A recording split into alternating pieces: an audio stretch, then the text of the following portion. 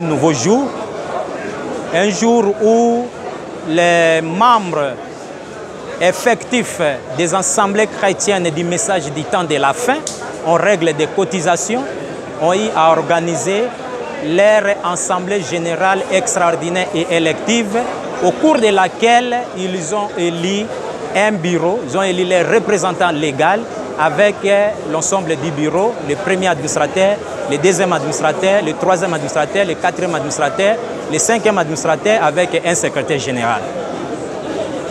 Alors, ça s'est passé,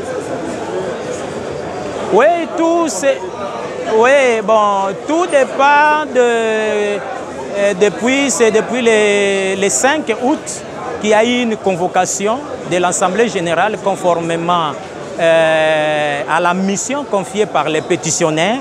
Et cette mission était exclusivement d'expédier les affaires courantes pour l'organisation de l'Assemblée générale extraordinaire en vue de l'élection des nouveaux comités avec un nouveau représentant légal. Et c'est ce qui a été fait aujourd'hui. Qu'est-ce que l'opinion tout entière doit retenir? Désormais, on comptera deux associations à Septembre. Ça se passera comment? Parce que nous avons appris qu'il y a eu une assemblée générale qui a déjà été organisée, c'était le 3 septembre, et il y a un représentant légal qui a été voté. Et à notre grande surprise, ici, nous trouvons encore une autre assemblée générale.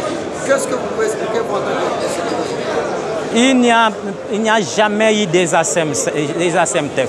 Il y a toujours une seule ASEMTEF.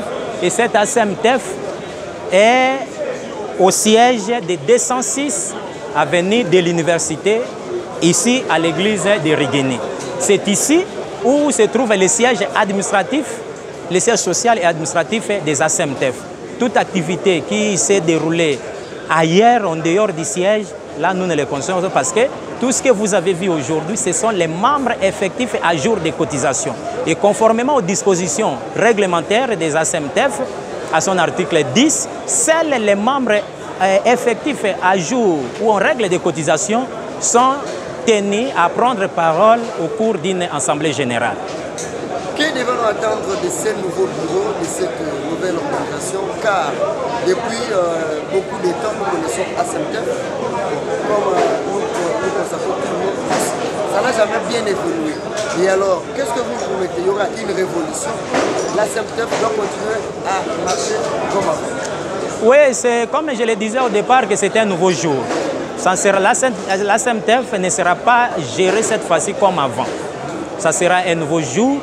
On va gérer les ASEMTEF, comme l'a dit le représentant légal, que soyons calmes, l'heure n'est pas au discours, nous ne sommes pas des politiciens, mais qui vivra verra. Alors, Feu David, vous venez d'être élu secrétaire général de cet aspect.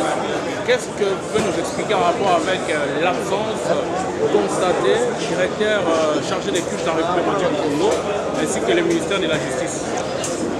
L'absence du ministère de la direction des cultes et associations est exprès. Pourquoi? Parce que nous leur avons saisi officiellement avant une quelconque réunion qui s'est tenue en dehors du siège. Et hier, moi-même, j'y étais là en personne au ministère de la Justice, j'y étais au bureau du directeur des cultes et associations. On lui avait donné des instructions fermes d'être ici lui-même. Mais ce matin, il s'est échappé. Je l'ai appelé à 8 heures juste, dont nous avons l'enregistrement. Il avait dit qu'il va déléguer des délégués. Et ces deux délégués-là, nous les avons appelés. Malheureusement, un des délégués, tous ces deux délégués-là, un nous a donné sa femme pour dire qu'il n'était pas là et qu'il avait laissé le téléphone à la maison. Et l'autre, c'était un faux délégué.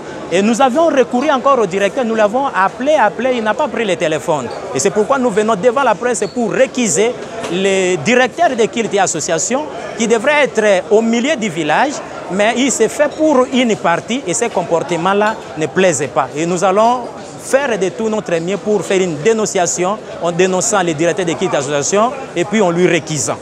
Pas parce que les PV des assemblées générales devront être cautionnés par le ministère de la Justice. Est-ce que vous pensez que l'assemblée générale d'aujourd'hui sera prise en considération par le ministère qui règle la situation de tout ce qui a comme ASBEL en République de Monténégro? Oui, ça sera réglé, ça sera enregistré. Pourquoi? Parce que nous sommes en règle. et ce sont les membres effectifs. Il n'y a aucune loi en RDC qui dit que les ministères, dans une association, c'est l'Assemblée générale qui est organe suprême. Ni le président de la République, ni quoi que ce soit n'a le droit de s'y mixer sur les décisions de l'Assemblée générale. Okay. Merci beaucoup, monsieur le journaliste.